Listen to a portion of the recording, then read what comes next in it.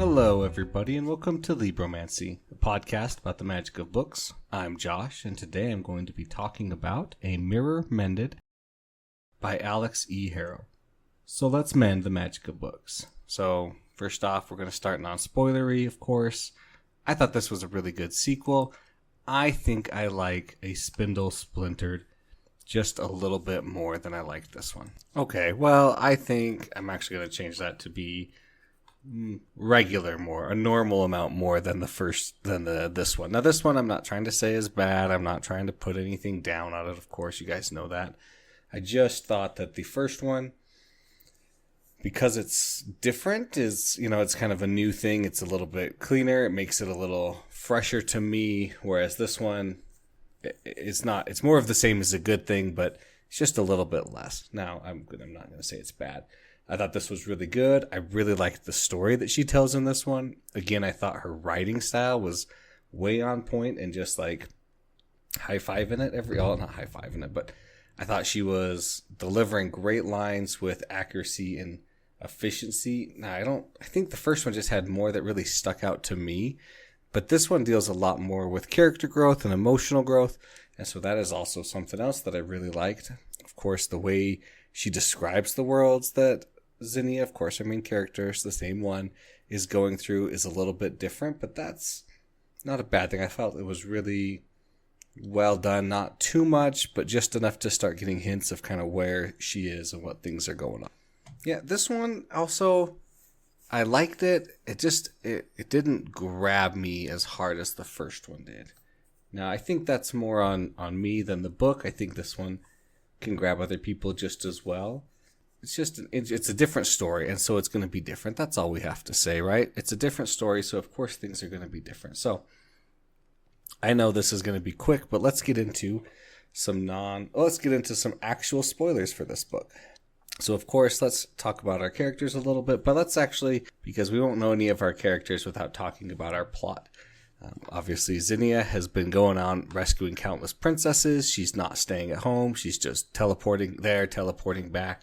As she's doing this, she's learning that the worlds are kind of starting to blend together. Things are happening in the real world that shouldn't be happening. Things are happening in other worlds where items and things are being pushed through the ink that they shouldn't be. She actually gets pulled into a Snow White story by the evil queen. The evil queen tries to kidnap her and stuff, but then she's able to, the evil queen does kidnap her, basically, but she's able to kind of work with the evil queen. They end up shifting through a bunch of different worlds until they land at a different Snow White. There, they try to help the Snow White. They meet Zeladine. They learn that in order to stop this, they're going to have to go their separate ways. They go to save Snow White.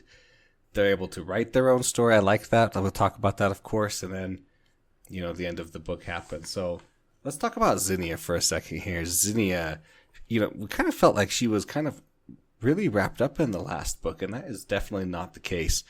Where even though she's not living under this death threat that takes 20 years to, for her to die, she is still living as if she's under that death threat. She's too afraid to stay in one place for too long, because if she does, her disease could come back. And it's like, in my mind, I'm just like, come on, Zinnia. You know that when you went, it kind of got rid of it. So theoretically, if you just traveled between realms like once a year or more, or less even probably, you're going to be just fine. There's not going to be a sudden resurgence, but obviously I can't just say that. I don't know, but I was like, she's a little frustrating because she's like, I just am going. She's losing her relationships because she's too focused on saving these princesses. And then while she's saving the princesses, she's not even like, she saves them and then she leaves immediately to go save the next one. She's not taking any time for herself. And I'm like, you're burning yourself out. And that's exactly what's happening. You're pushing away all your friends and family. And I like that even though at the end of the book, she is in a better place because she's not dying, she hasn't really dealt with that emotionally or mentally as much. And then she's starting to work through it at the end of the book, but obviously she didn't really deal with it because she just kept going forth and she has to save everybody or try to save everybody. And I liked this book because in this book, we really get to explore, obviously, when we meet the evil queen pulls her through her mirror, and it's just like, oh, she's going to a Snow White story. Like, that's different. How did that happen? Just magic. And because probably because she's been messing with the worlds too much. Because if you think about it, if the universe, like she says, is a book and everything's, ink, and the more ink you have written down the same story, the more you can flow. If you start to erase those stories or take those stories away, change the stories, things are going to branch out and they're going to break. And so it makes sense to me, at least, that could happen. And then when we meet the evil queen, she is evil. She breaks things. She, kidnaps her, tortures her a little bit, tries to get her to force her. They end up falling through the worlds together, fighting back and forth over this mirror, in the different Snow White stories and the other Snow White stories. We learned that the evil queen had gotten her fairy tale book, and the evil queen doesn't have a name. And so obviously Zinnia names her Eva, which I thought was nice. And it's just funny. And then we're able to delve deep into I am a witch, yes, but I am also a woman. And I'm not trying to say anything, but this book definitely focuses on women, right? All the main characters are women. I think there's 2 guys mentioned by name, right? It doesn't matter. But, she's like, I'm a woman and I've lost my power because the king, why do you think the king married me? He married me to give an heir. I can't give an heir. Therefore everybody was trying to kill me. The princes were circling Snow White, trying to get her to marry her so they could take me out. Why do you think I sent Snow White away? Do you think if I really wanted Snow White dead, I wouldn't have been able to kill her? I am a witch with power and magic. You've seen me do it. I am capable. If I wanted her dead, she would be dead. And then, I love that the exploration of she comes in, Zinnia comes in, saves the day and then moves on. But she never sees the consequences of her actions, and now she is. And she never sees maybe these people didn't necessarily need my help. Or maybe I just needed to help them empower themselves to do it instead of doing it for them like she's been doing. Right? With the queen, she's able to work with her. And they're able to... I love this scene at the end, though, of course. We're just going to get into it. You guys know it. At the end, the book shows up in the cottage after...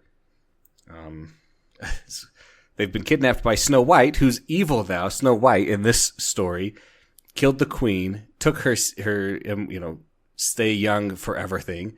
It was using that. And then she found the mirror. She can see other worlds through the mirror. And she's like, I want to go conquer all these other worlds.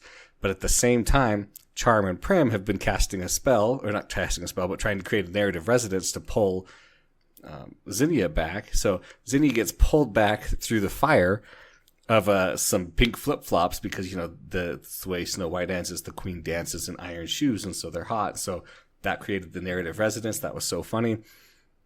But then they go back, and is able to go back through a little slice of the mirror that was in her hair, and Zinnia meets the evil queen.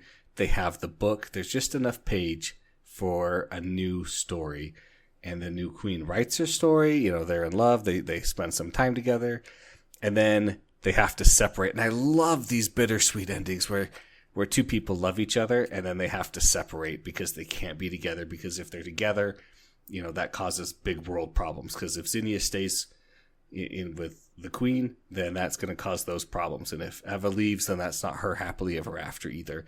And so I love these stories, and I love the jabs that she gives at what a happily ever after is. And that Zinnia, maybe she's been doing happily ever afters, and maybe she really hasn't. All these, the story of Sleeping Beauty is a little bit easier, where I've been cursed to fall asleep. It's not really my fault. I didn't do anything. Versus, and Snow White, I'm not trying to blame Snow White, but the evil queen has a perspective too. Why is she doing the things she's doing? And I like that it makes, kind of makes you think what do I do? It brings to mind everybody is the hero of their own story, right? Maybe some people are, but very few people hopefully are out there thinking, you know what? I'm the villain. I'm going to be mean and be bad. I'm going to do all these evil things. Most people can self-justify it and say, no, I'm doing this because I need this. I'm doing this because I want that. I'm trying to achieve my goal, and the way I achieve my goal is this way. So I like that. Now, yeah, and then the trick that Snow White was, they are meeting Red, and Red gets kidnapped by the Huntsmen multiple, and then they meet Snow White, and she's like, oh no, Snow White's evil. And it's just oh yeah, you facing, these stories are different. They're the same, but they're different. I love that part. That was really, really good for me. There was some really beautiful writing. I liked that they were dragged towards the climax of their own story. That hits hard when it's there. Her fingers close like claws over mine and pull me through the mirror. That's at the very beginning. Like, it was so good. And I also liked that throughout the story, what am I trying to say here? Oh, I liked the way the story unfolded. That we meet Zeladine again. She's the evil fairy, the good evil fairy / good fairy from the first book that helps Zinnia. And like Zeladine's like, I've been moving to other stories weirdly, and all it usually requires though is like a cottage in the woods. And so I'm happy to play the grandmotherly cottage in the woods when I'm doing it. But I think the reason that Zeladine is able to play these parts in the story without causing the narrative dissonance is that she's able to, she's playing the part of the story, right? The story calls for a kindly grandma. She plays the kindly grandma. She helps out. She does her thing. She plays within the bounds of the rules of the story. Whereas Zinnia likes to go in and break the story and wreck the story and try and do things. And at the same time, that makes Zinnia holding her own story hostage. But not just her, she's also holding Charm and Prim's story hostage and her family's story hostage. And I like that feeling and the realization when she learns this, that she's just like, I have to go back. I have to stay back. This was a really fun book, you guys. I think I'm actually out of things to talk about, but because it just goes so fast, especially near the end. Beginning just takes some time before we get into it with the Evil Queen. And then once we get into it with her, man, things start flying. So it was a lot of fun. It was really good. If you've already read A Spindle Splintered and you liked it, I think you're going to like A Mirror Mended. If you didn't like A Spindle Splintered, then you're probably not going to like A Mirror Mended. So I wouldn't read it. If Alix E. Harrow was to actually put out a third book, I would read the third book, of course. But I think that what she's hinting at is that stories have to end. If a story doesn't end, it's not really a story. It just keeps going, It is a story, but it just keeps going and going. And endings are good and crucial. And this could be the ending for Zinnia. And it's a good ending for Zinnia. Now, if the Charm and Prim's adopted child, decides to go fairy tailing off, then sure, I'd love that. But I don't think that's going to happen because an ending is good. Thanks, everybody, for listening. Thanks to David Hillowitz for the intro and outro music. Of course, if you have any questions or comments, please send those to libromancypod@gmail.com. Please like and subscribe wherever you get your podcasts from. That always helps a lot. And remember to mend the magic of books.